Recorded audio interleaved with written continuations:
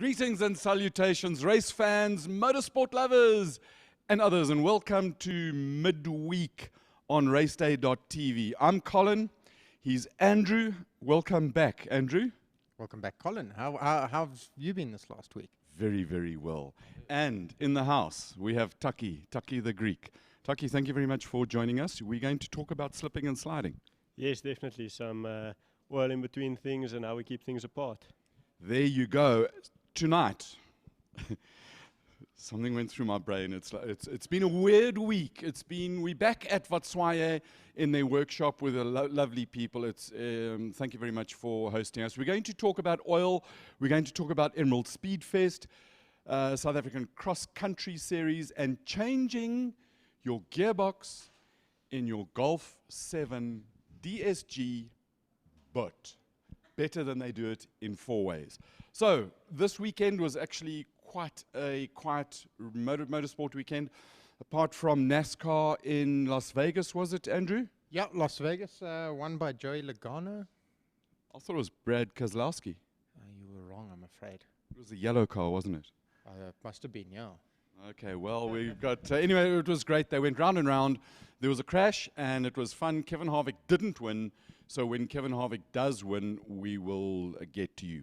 So, straight away, we'll go into talking about oil and the purposes of oil. And we thought that it would be a very good idea, particularly with some of the cars like me that are getting on in age, and why we need proper lubricant. I don't think you need any. Andrew?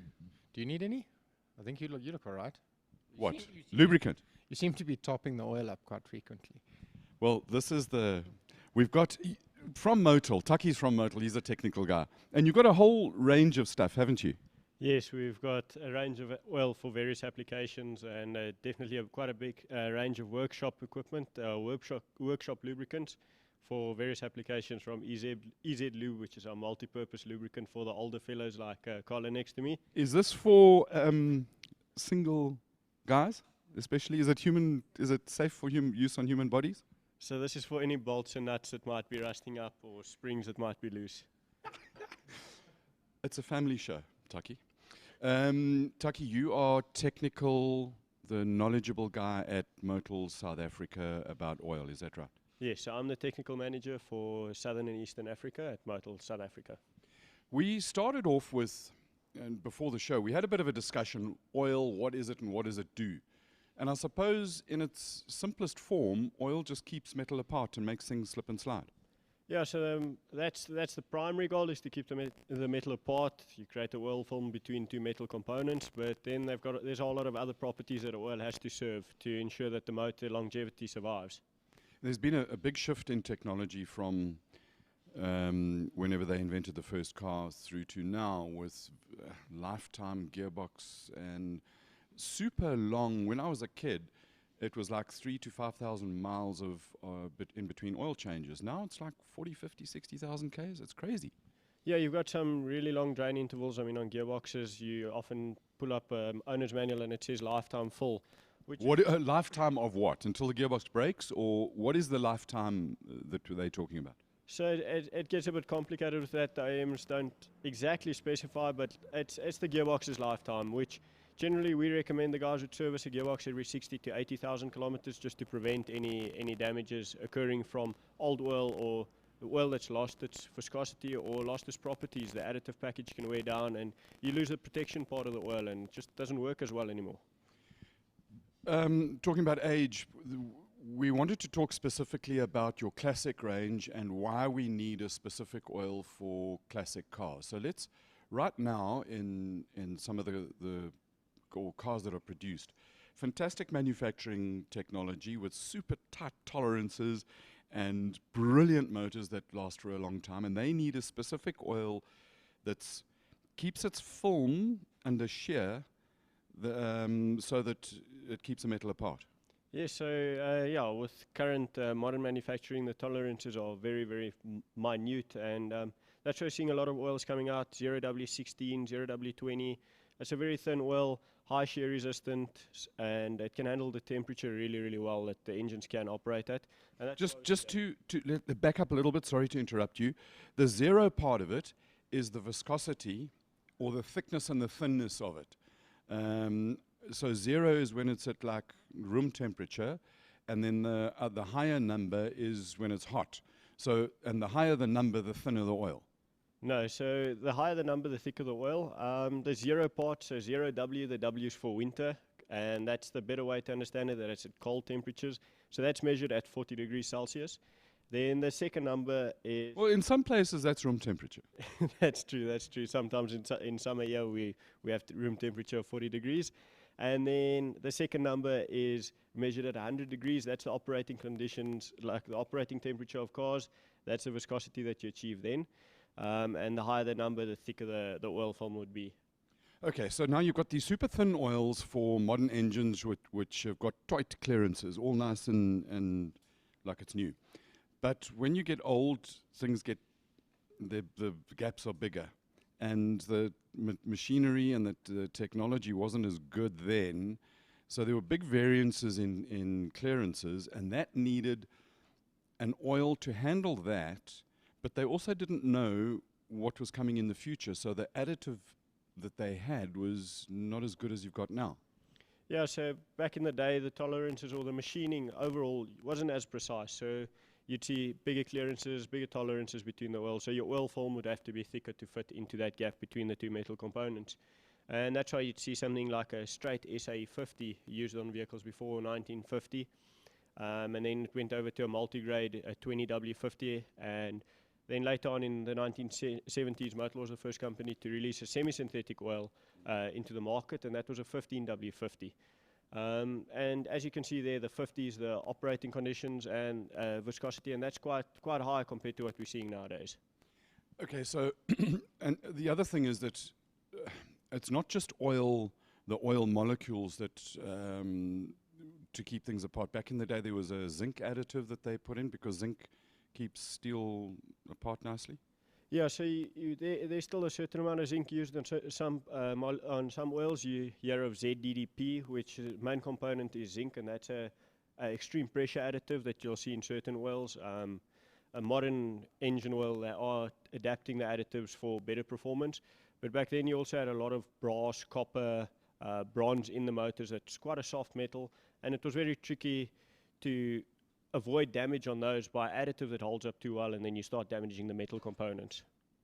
Andrew, you bumping me, meaning that, I forgot to mention, just like somebody has done, if you've got questions for Taki or about slipping and sliding and lubes and stuff like that, ask Andrew because he will sort it out. Yeah. What you got? Well, just on that topic, I've actually burnt my fingers in my historic Formula Ford, trying to run a fully synthetic oil in an old cast iron engine. I think the thing did 3 sessions at Kyle Army and spat its guts out. It was, the oil was completely wrong for the application, for the temperatures, for the stresses, and it blew up. And that's on a Kent engine? On a Formula Ford Kent engine, yeah. So what, and there are many people who are racing, so now we're going to put, Taki's going to, absolutely, hey, there's no pressure, bro. For a Formula Ford, a Kent engine, would you look for, what would solve Andrew's problem? Better driving, better engine building, or better oil? Well, I mean, like you're saying, he's using a 100% synthetic oil that was, at the time, probably one of the better oils on the market. But that comes back down to application, and that's why we still have our historic range. Oils are designed for the application. Somebody, OEM will build the engine, and the oil's designed around that engine, and that's the biggest goal, that the oil that you're using is oil compatible with that engine. Like you'll see on our Motile products, like we've got the before 1950 product, after 1950. I mean, if anybody's familiar with the API standard, we're currently using the SN, so we're all the way up at SN, and that's alphabetic. They follow the alphabetical order. After 1950, that product is API SH or SF, I think that one is, and after 1970, SH. So it follows on, and that's really where it comes down to. Those oils are designed for the engines at that time period. And that's you've got a base oil with a number of additives in it and an additive pack that might have a detergent that can handle cleaning the inside of the engine, because I don't know a whole lot about it, but I believe that there's how does an engine get dirty on the inside? So with time, you've got oxidation occurring, you've got a combustion process inside the engine as you pump fuel in air and it combusts, and that's how you go forward. But with all of that, there's certain pollution that gets into the engine and carbon deposits that form, and you need to combat that. You need to try clean the engine up, and by cleaning it up, you pull all of that into the engine oil. So you need a certain degree of detergency to keep the molecules apart so you don't have soot buildup. But also, the modern engine oils are very aggressive when it comes to cleaning, and you really clean the engine a lot. And with the older cars, you'll have a leaking gasket that actually is filled up with some form of dirt that's blocking that leak. And then you clean out that dirt, and you start creating a leak. So you've got to be careful with how aggressive the detergents are, but you also don't want no detergents and you have soot buildup. So, for instance, an example that I might be familiar with is a Mini Cooper S that you build up at 1966 Mini Cooper S with a bit of mods and all the rest of it. It's got a bit of leak. It's got that crappy cork gasket on the front.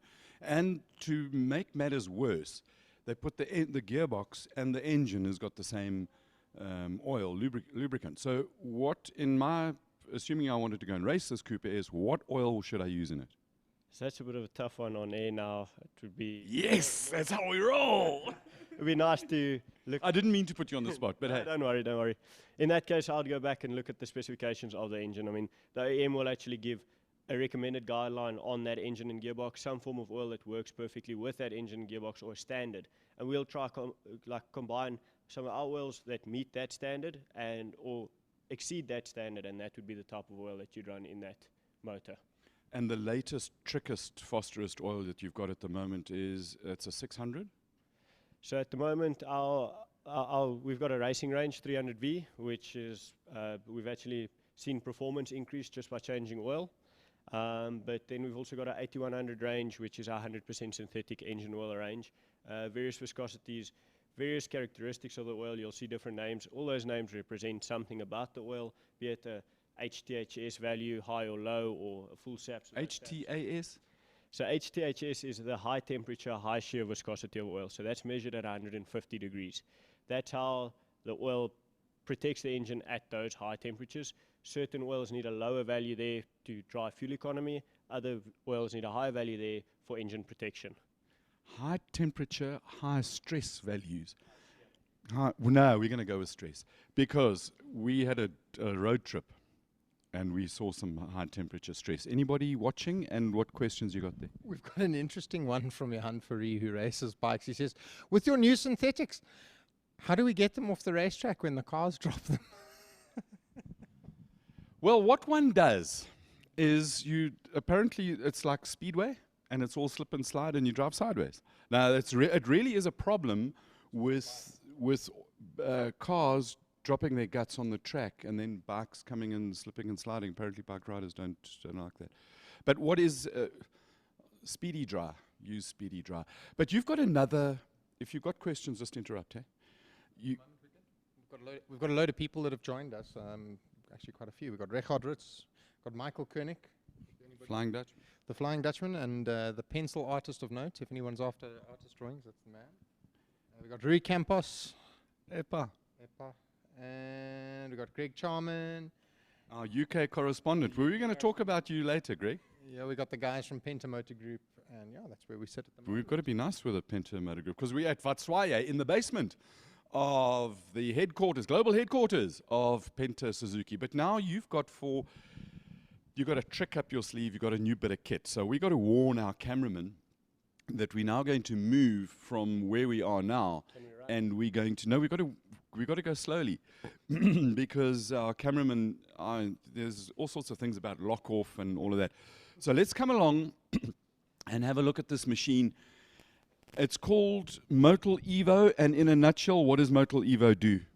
So the Motile Evo concept, it's a concept provided from Motile side, and it's to come down to cut out the nitty-gritty, it's a transmission flush machine. So conventional transmissions, automatic transmissions, when you try to drain them, you can't get all the old oil out. You tend to leave 30 to 40% of the old oil behind. Where does that oil sit? So that oil sits in your torque converter or your cooler. So you'll be draining your automatic transmission and all the oil comes out your automatic transmission, but that oil's left behind. Whereas this machine allows you to flush out all of that, and you guaranteed clean oil in that engine after that service is done, in that automatic transmission after that service is done. So what you need, Andrew, is apparently you need an adapter to flush your pipes. And this adapter, it's got an inlet and an outlet. It's the pipes. And this is for a what? This is for a DSG gearbox. A good example, those that know Audi A3, underneath the battery box, you've got your filter that fits in just below the battery box for the DSG gearbox. Does a Golf 7 but also have that when they lowered and like in 4S, brother? Yes, you've also got a filter that's on that gearbox at some point. And you take the filter out and you screw this adapter on. And with this adapter, you'll literally clip it on to the machine. Ooh, it's bleeding. Yes, so love it. Oh, that's cool. And red is good. It's oil. blood. That's clean oil. That's clean oil. So it's good oil. You can smell it. It's not Oh, it burnt. smells quite lekker. It's great oil. It's got a great smell to it. Okay, so the question, what should we do with this? So this should be used in a gearbox. Yeah, but it's on my finger. You could use it like on your cheek, or it's good oil. That's not bad. Okay, so yes, it's actually cock. But anyway, somebody said in my ear, "Suck it." That's what she said. So basically, you set the machine up. No, don't worry. You set the machine up and you press go, and then what does it do? So it'll extract oil out of the one pipe. It automatically detects which is feed and return. And from the one side, it extracts fluid. And as it extracts 500 mils of fluid, you could call it, it puts 500 mils in. So the whole time you're extracting and re-adding new oil. So And it uses the pressure of the system to pump the oil out. It's got its own pressure, and it pumps the new oil in. yeah, so the machine has a pump that pumps oil in, and then it uses the gearbox pressure to pump oil out. So your car is on while the machine is connected. So this just joins into the circuit, and you'll use between 120 and 150% of the oil capacity of the automatic transmission. So if you've got a 10-liter transmission, you're using about 12 or 15 liters. And by the end of that process, we've got two little tubes here on the machine that you can see how the oil's looking, and that gives you an indication of if you've got old oils in the system still, because that's generally black. And by the end of that, you've got a clean gearbox with clean fluid working well and ready to go another 60 or 80,000 kilometers. Awesome stuff. So it's around about this time that we need to talk to our cameraman and warn him about our relocation. So we're going back to original shot. And I've got this remote control. So if I press the button now, the remote is invoked, and it will go, just check this technology out. It's awesome stuff. Andrew, I saw what you did there. Yeah, you also didn't stand in the oil, which I was expecting. Because it would have fell on my ass. Well, that would have been great TV. I mean, Tucky, you've got this fancy machine. It seems like a lot of technology to solve a simple problem. Why not just go to the car, pull the plug, let the oil spill all over the place, and fill it with new? And why? What's the advantage? So like we were saying earlier, you just can't get all the old fluid out. So if you're draining, let's go with the example of a 10-liter automatic transmission. You drain your automatic transmission and you'll probably get about 6 liters of fluid out. The other 4 liters stays in your cooler or your torque converter. And as soon as you add new fluid, as soon as you start your car, that all mixes. So you've got 60% of new oil and 40% of the old oil, and it's automatically mixing. This way, you end up getting 100% of the new fluid in there, and it's just better overall. You get all the dirt out, and the gearbox will be working a lot more efficiently. Betterer, cleanerer, and slipperier. Exactly. Awesome stuff. Taki, thank you very much. That's about this time. That's enough. Chase the wave. You had enough of me. Yeah, we've had enough. Bye. Bye. Thanks. Thank you very much for joining us. Taki, the technical dude at Motile. If you've got any problems, get a hold of him. He'll sort it out for you. Yeah, everybody's welcome to contact us. You guys are welcome to contact us through Facebook or email us, and we'll try assist in any way possible, get you the correct oils for your application, and make sure your car's running sweet.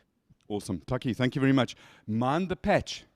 There's a wet patch on the floor, Andrew. Andrew the Horn Dog. We've got another guest, and we've just got to warn him, no, that's not time. There's a queue. We've gone through this whole thing, and we've sorted it out, but he doesn't listen. He's excited. He's a cool guy. Let me drive a fast car. What's happening? Not too much. Johan Fourie still really is upset about the oil that cars leak, and how do we absorb it because it doesn't mix with cement. So I wasn't being flippant, but there is something called that the Americans called speedy dry, used in NASCAR. It's expensive AF. I'll tell you what you do. We get hold of Dryzit. Greg Parton from Dryzit. He runs a Lamborghini.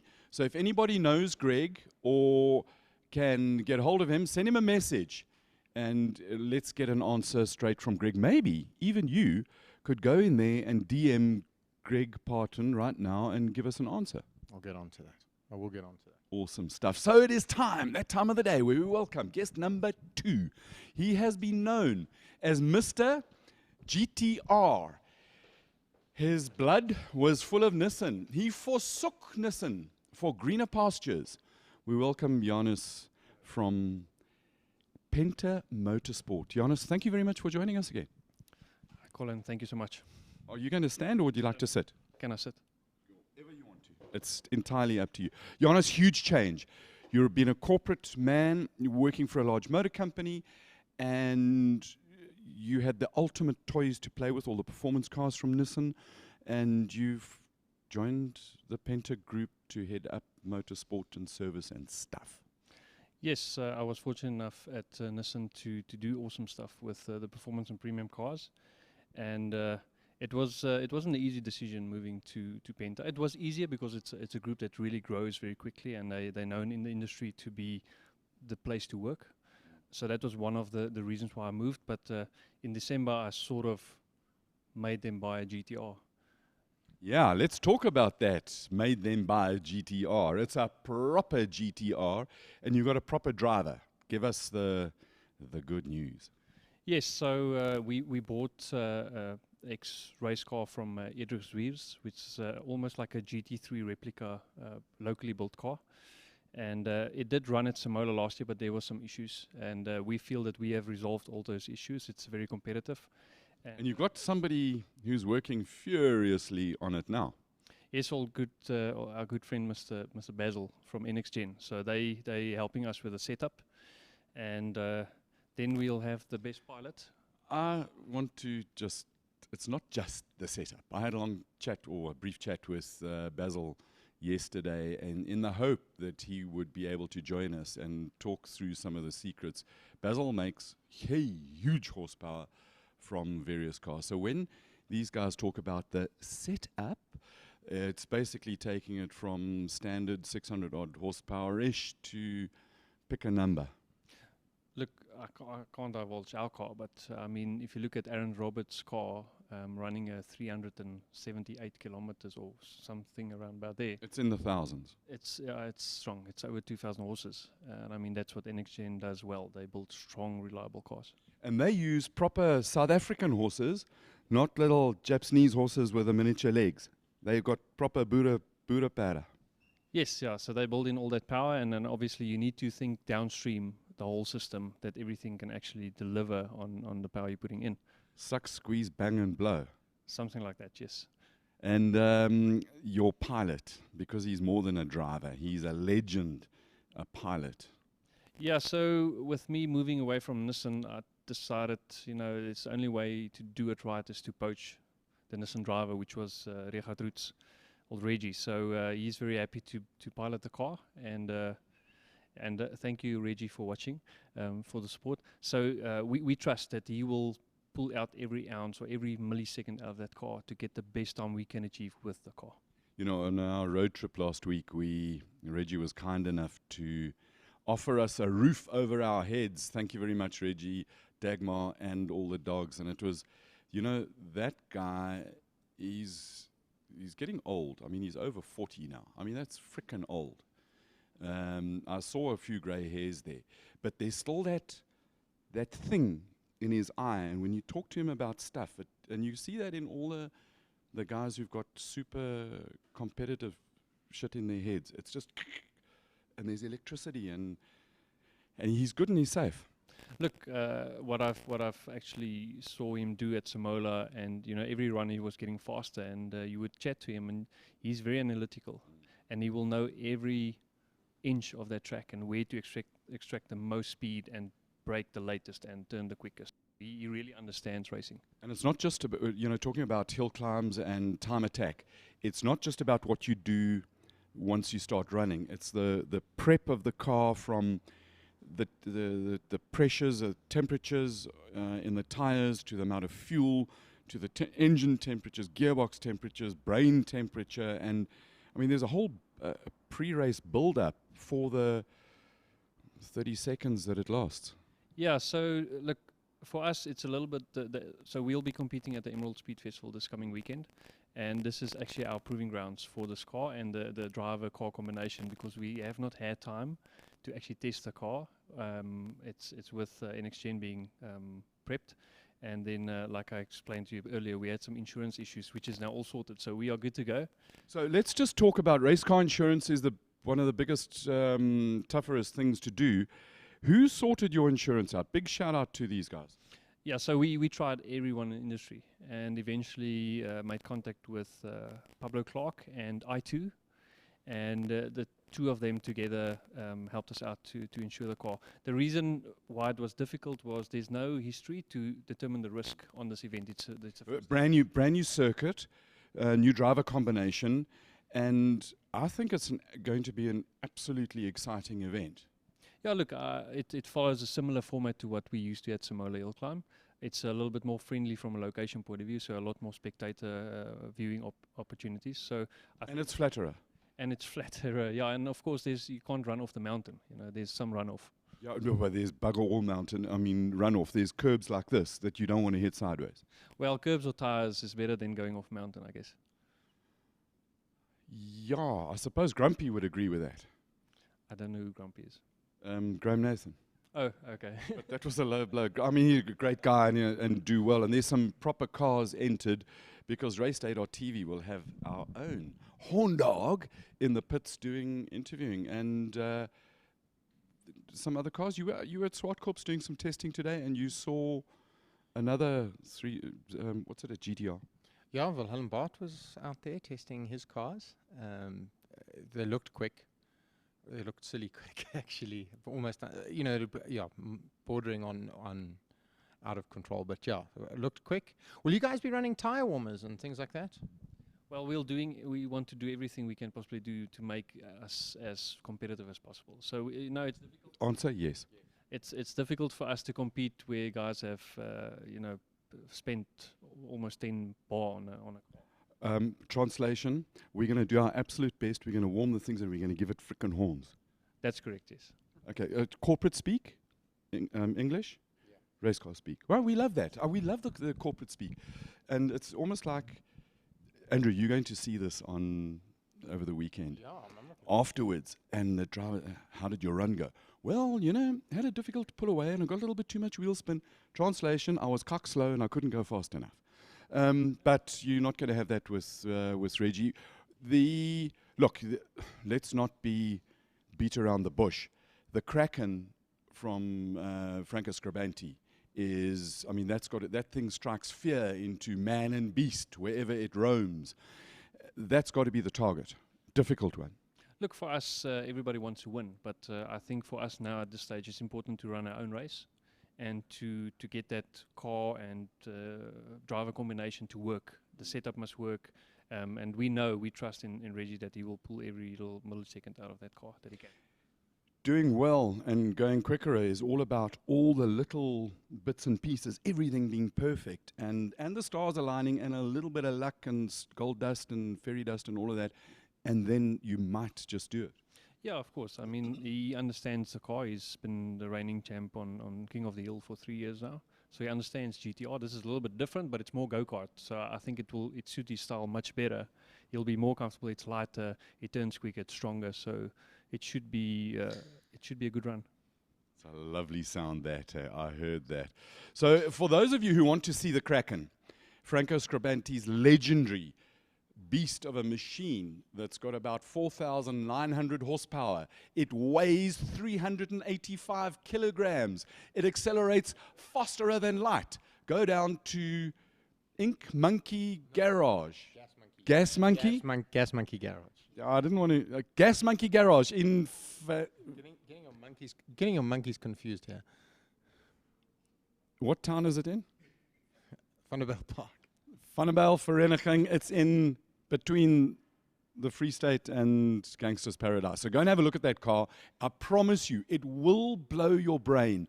Go and touch it gently and feel it gently. Have a look at the size of the wing on the front, the aero on that car, and the workmanship.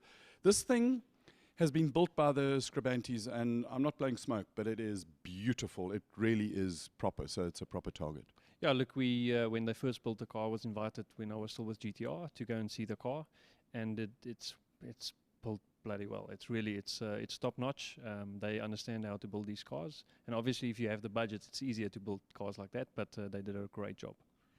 Well, Jonas, the other thing, moving swiftly along from unobtainium to reality, in the basement of Menlyn Suzuki, Penta Suzuki, where we are in at Vatswaye, there's a workshop that you're busy planning, revamping and sorting out here. What's the concept and idea with that workshop? Look, we're looking at doing it proper. Currently, there's cars being serviced here, but I don't think the system is as good as it can be. So we want to set it up where we can service a lot more vehicles, especially the older specialized vehicles. We also will be setting up the motorsport side of it for now down here. So soon we'll have off-road Dakar vehicle here. That's exciting stuff, and that leads us just about into where we're going this weekend. But the Dakar vehicle, the hill climb time attack vehicle, any others? Look, for now, that's what we'll do just to get the ball rolling, and then I think after that, depending on the results, we'll determine where we go next in terms of the motorsport program. But it's a space to watch. I know from having spoken briefly with the guys at, you got the workshop guys here, and then the upper echelons of Penta. These guys have got proper petrol and gees in their bones, and I'm sure that you get proper support from them. Look, at the moment, buying a GTR and just trusting me to get it prepped for 2 race events it's a lot. So are you feeling the pressure? I am. Is that why you were looking so grumpy and nervous when you arrived? Well, it's just because I got the insurance approved like 2 hours ago. So you've basically been panikierig the whole day? Something like that, yeah. But look, I love seeing folks under pressure. It's revealing. But you're still smiling. Yeah, look, it's my happy space. When I'm under pressure, it's when we pull out all the tricks. So we're looking forward. I think apart from Emerald, Is Motile Hill Climb is a space to watch, especially in the Penta space.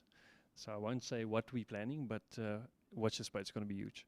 I believe there's a whole lot of building blocks to get up to the top end of that. Just talking about that, are you going on the Knysna head start with the guys from Vatswaye? Look, that's the ideal dream for me at the moment, but my daughter will be born next week, so I don't think... yeah, well then she's out and it's baked and it's all that, and then you need some sleep because, you're going to be doing all that other stuff, and then you can go. No, look, we'll see. We're planning, but at the moment... Car seat? Yes. Yeah, I mean, my daughter flew to her first race when she was 17 days old. I mean, she was fine. But that's you, Colin.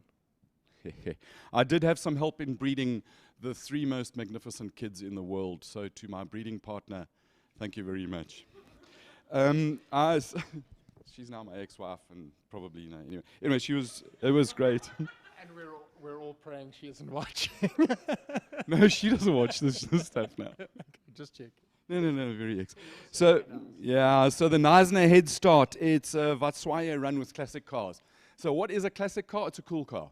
If you can justify why your car is cool, then it qualifies as a classic car, and you can go on the Knysna heads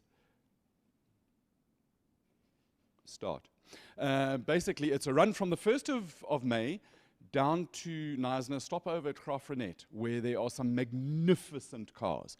It's a super, super treat to get into Mr. Rupert's private rooms and have a look at some of his collection. There's some crazy some really crazy stuff there. And then it's on to Samola, and it's to take in all the passes, great drive, great people, have a load of fun, watch the Samola Hill Climb. Actually, if you're on part of this thing, you can go up and down it. You can, if you get sick and tired of that. I'm told that they are planning to take the Yellow Peril, that's my Susie, and I down on this thing with some filming. It's going to be bloody magnificent. There's only a couple of spots left. Go and have a look at the Vatswaye thing. Put a motivation, a photograph, and all of that. You can go there. Johannes, thank you very much for your time, and good luck for the weekend. No pressure. Thank you, Colin. Awesome. Johannes, Mr. GTR. I tell you that the guy, he just breathes and loves passion. He's got gees. He's got gees. Andrew, my mouth still tastes cock from that oil. Whoa. Nobody made you do it. It was the voices in my head. What you got going there? We've got James Forbes who's joined us. He's going to be competing at the Emerald Speedfest. What's he driving? He's driving an ADR MC3, and it's kind of like a flat sports car. It is indeed, and it's got a Suzuki Hayabusa engine in it with a turbo on it. Is that can James handle that? I mean, James is about this tall, eh? I think James has got quite a bit of racing ability. I don't think we should throw any shade there. James is no, he'll be good, hey. Yeah. And the car will be kind of exciting because it's got a high revving engine. Well, he's had a lot of reliability issues with that car, and I'm hoping for his sake it's sorted. And I think this run will suit that car. And I'm actually putting him as a bit of an underdog for that event because he is. I think the car coupled with James will be good there. He's got a brain on him as well, where I think he understands the task at hand and doesn't go a little bit wild. I'd be useless at that thing because I just want to attack. Notable other cars that you've got in there? Notable other cars, it's well supported by Arnold Chats. Bradley Scorer is going to be there in some Alphas. I think that's going to be interesting. Stewie White. The Ginger in a what? The Ginger in a Jeep. A Ginger in a Jeep. That's going to be an interesting one. Yeah, but apparently this isn't just any Jeep. It's, Jonas, what's it called? A Tomahawk. A Trackhawk, which is better than a Tomahawk. It's faster. It's got 5,000 horsepower. It's got tree stump pulling thing. Apparently it goes like fast. Well, that's going to be all right. I think Stewie must be the only one not worried about running wide then. Yeah, you just put it in four-wheel drive and keep going. That'll be great over the speed bumps in four ways, but you can drive around the outside of the Golfs, guys with their load Golfs, on their way to the Fart Club. Yeah, happy days. The other ones that look quite good are the other members of the Scribanti family with their Quattro Audis from PE. That Silvio Scribanti and his son, I believe. So that's going to be interesting. Aldo and Silvio, I think that's going to be lacquer. The other ones are, there's a whole lot of, and my mind has just gone completely blank. Rui Campos is there as well. V8 Shelby Can-Am, that'll be interesting to see as well. I hope he's got tyre warmers. I'm sure he's hooked that one up. I'll tell you what, Rui, come on, get some tyre warmers. Look, it's and of course Reggie and Wicked Willie Bart in another GTR having a full-on go. There was something else that we were going to mention. Oh, our road trip. Because the road trip leads into this weekend. Your road trip, not my road trip. Yeah, well, Captain, my executive producer and superstar cameraman and I went to have a look at those backdrafts. Tony Martin and Brian Martin took us through the factory, and it was incredible to see the birth of these cars.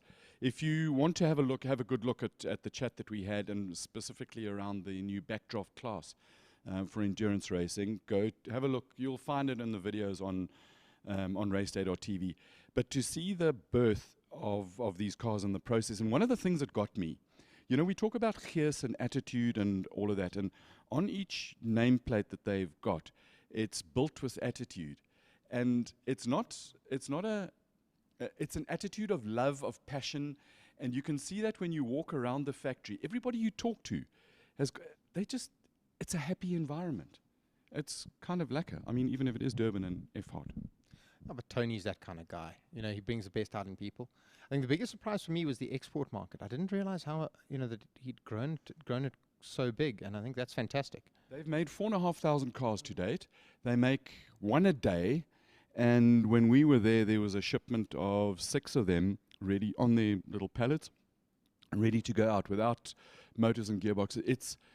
It's phenomenal to see what Tony has built up. And then the next day, after spending some time with Reggie, Dagmar, and the dogs and the fish, we went to have a look at the Ford Ranger of Neil Woolridge Motorsport, and in particular their new stuff. And that was another.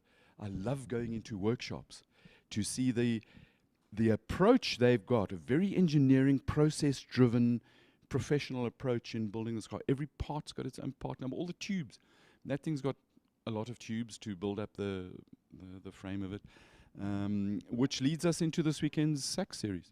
Well, yeah, I think Neil Woolridge has got an FIA license, so to build those chassis, he's got to have his ducks in a row, and he's taken cars to Dakar, and I think that says a lot. They've made 23 cars, and this one is, it's got the new Ford EcoBoost that you find in an F-150 truck. It can like to have 2 turbos, make a lot of power. It is very, very lacquer, and I'm sure if you took it to the tuners in your Ranger, because that would be cool too. Not a Ranger, what do they call that new one they've got? A Raptor? Yes. Taking your Raptor, and you could get the guys to tune it so that when you change gear, it can go, bah! Cool, eh? It isn't Peter 15 and 4. Isn't Peter Lindbergh doing that? I don't know. No. Yeah, but Woolridge Motors is a Roush agent, and they've got a wonderful setup there with a. Yeah, it's very lacquer. Go and have a look at the insert that we did on Neil Woolridge Motorsport and Ford Motorsport and their new racing truck, which leads us to this weekend, and it's Dullstroom for Henk and I. It's Vannerbale Park. I don't know who's going to have the better view. You're going to have excitement of flat track hill climbing? Wait, on the topic of a view, and I don't know if Henk has managed to organize those pictures for us. And yeah, apparently he did show them. And that hill climb looks quite picturesque on a nice little hillside there. And I think if anybody that takes their kids on a picnic down there, they're going to have a good day out. And apparently you can. It's just a drag, depending on how fast you drive. It's about an hour south of Joburg, where it's an Emerald Casino Hotel and Resort. Do yourself a favor. Friday is practice day mainly. Saturday and Sunday, take a drive down to the Emerald Casino. Support motorsport. Whatever you do wherever you are throughout South Africa, find a racetrack and go there and just say to anybody who's at the racetrack, just say, how's it? Find a kid, anybody less than about this tall, and take them to a racetrack and let them experience motorsport. It's the only way we're going to get things better and nicer, and you'll give a kid a dream. But before you just take the kid, ask their parents first, because otherwise you'll be in kaka. And we're going to Dullstroom, where the calmness of the fishermen, will be interrupted by the howl of cross-country racing vehicles. It's going to be absolutely magnificent. So it's round 1, the Dullstroom 400 of the South African cross-country series. Andrew, that's about all I've got. I believe you taking this Easy Lube home for your rusty nuts. Can't wait. And bolts. Can't wait. I'm out of here. And stuff. I'm out of here. To everybody at Vatswaye and from Motile and our live studio audience, yes, they are here. Thank you very much for joining us, and for you who watched, those of you who watched us, your comments and queries, we love the feedback. Thank you very much. Join us next week for another intriguing and interesting episode of Midweek on Raceday.tv. In the meantime, be lacquer, be safe, find a racetrack, go and support racing because it is lacquer. Be safe and have fun. Cheers.